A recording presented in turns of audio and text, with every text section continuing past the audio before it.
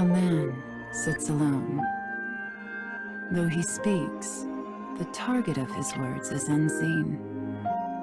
To this invisible listener, he offers praise for a task well handled. His eyes narrow. He hesitates. Then, his voice a rasp, he murmurs an instruction. On to the next. The target of his words is revealed behind the scrim of a dividing wall. She also sits alone. In her hand rests a small scroll adorned with a face. Slipping the scroll into the folds of her robe, she stands and makes her response. Understood.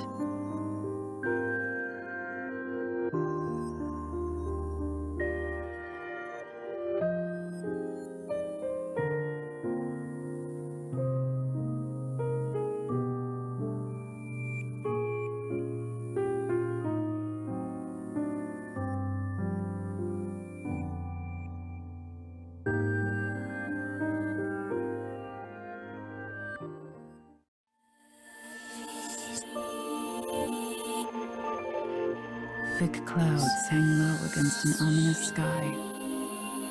The castle town bustles as people move to and fro.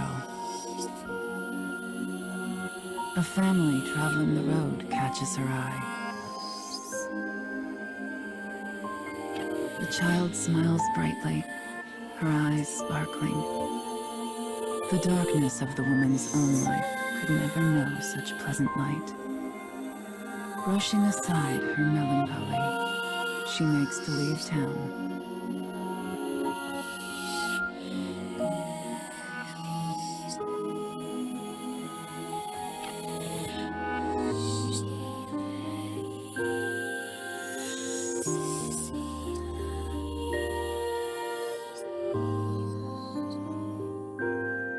A sudden glimpse of silver catches the woman's eye as an assassin appears before her. A thin razor of a smile crosses her face. She knows this is exactly where she belongs.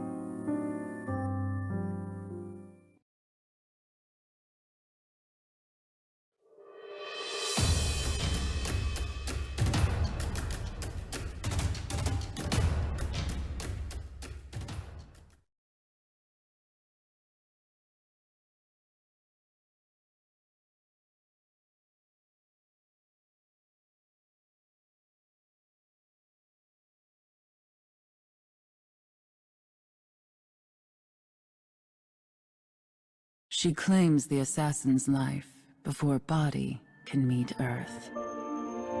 In the silence that follows, she muses on her life. She walks a path of blood, a solitary path, far from family or comfort. Had she ever smiled as that child did? Could she? Such thoughts swirl in her mind as the woman considers a life she knows she will never have.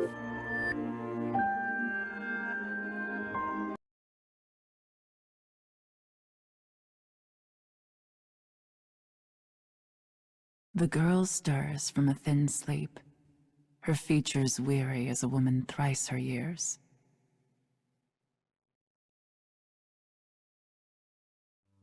Her life is an unending blur of training that continues without mercy or pause. Bones creak, flesh stings. Pain is her constant companion. Yet she forces herself down the hall all the same. When she arrives at the garden, a bellowing roar orders her forward. Coming, she replies in a voice devoid of all feeling.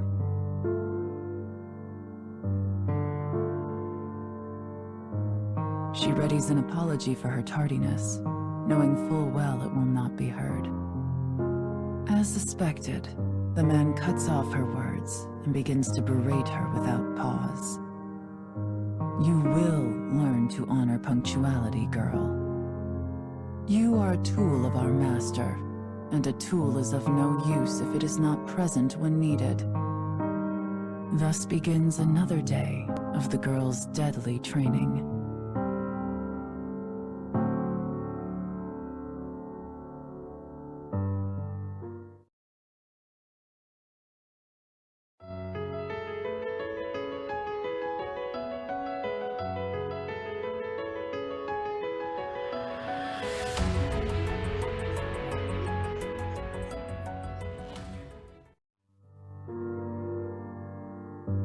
Her family has served their lord's clan for generations.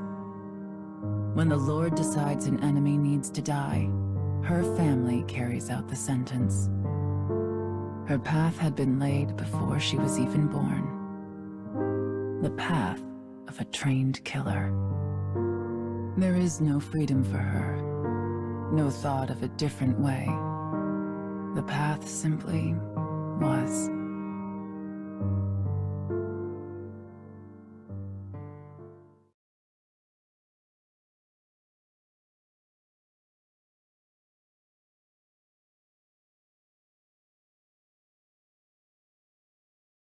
The woman does not bemoan her fate, for she has never known another. Yet, when she thinks of the things she will never have, she feels a terrible sadness. But she presses on regardless, leaving such distractions behind. At some point, she realizes that rain has begun to fall. Through the droplets, she spies a castle with a dark and enigmatic aura. Soon she finds a lone guard standing before a gate. Moving without sound, she looses her sword.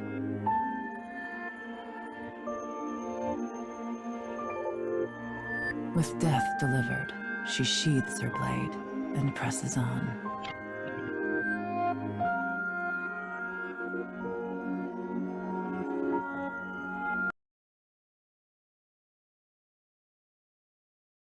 The woman moves ever deeper into the castle in search of her target. Her mission is to kill the son of an enemy lord and halt his possible succession. The enemy army values blood. If the successor were to die, chaos will inevitably follow.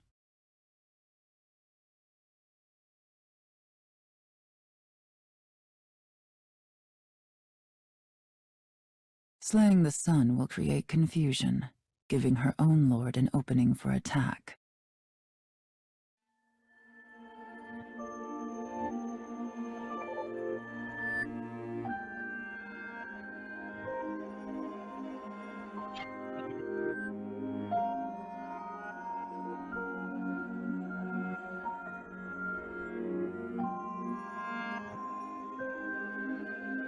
She passes through the corridors and moves toward a reception room.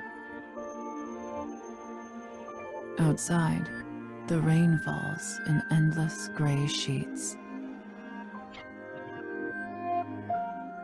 A child sits alone, his frame made smaller by the size of the room. She recognizes the boy's face from her scroll.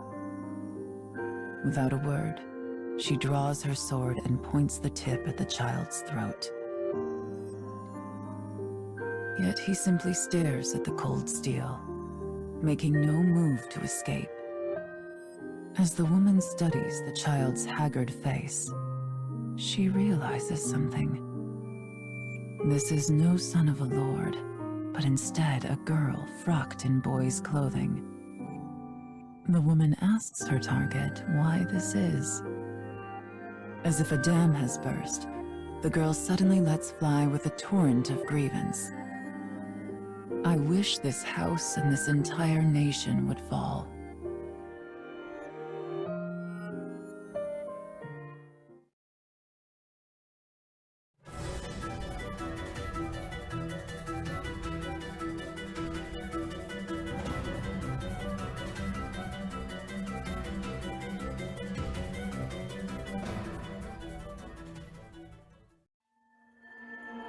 The girl begins to tell her tale. I am not but a puppet who dances at my father's tune. I'm no child to him, merely a tool to be used.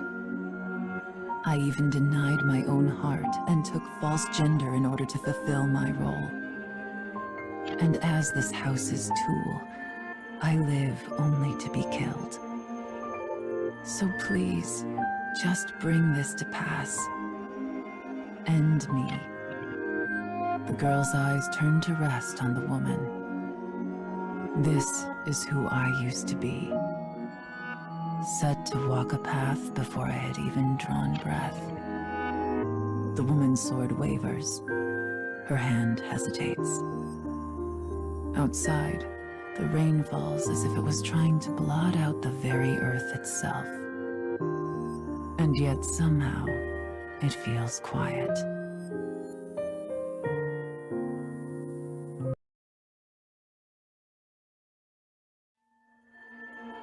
The only sound is the rain. A long moment passes.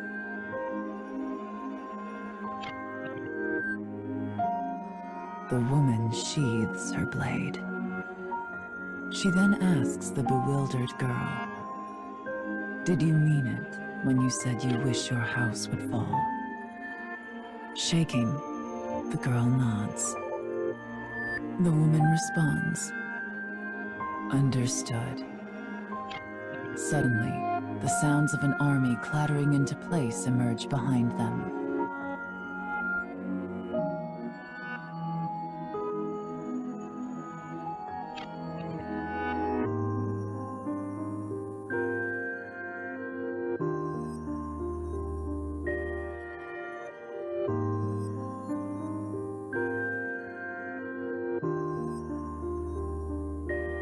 A score of soldiers bursts into the reception room. The woman's face is the very picture of composure.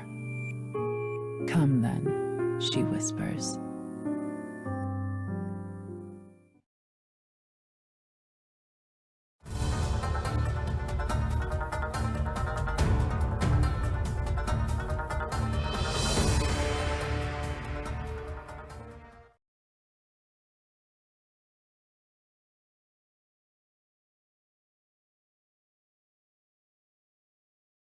The girl runs over and takes her hand. Why had she done this? The sound of the rain begins to fade. People cannot choose the station of their birth. One can scarcely even choose their own manner of death in this violent, fleeting world. But perhaps one can choose to let another live. I was a tool of my house who carried out her role. My hands are stained with sins beyond counting. I doubt this will absolve me of my actions, but it might make a nice gift to bring with me into hell. She can no longer hear the rain. Tears roll down the girl's cheeks, and on the woman's face is something almost like a smile.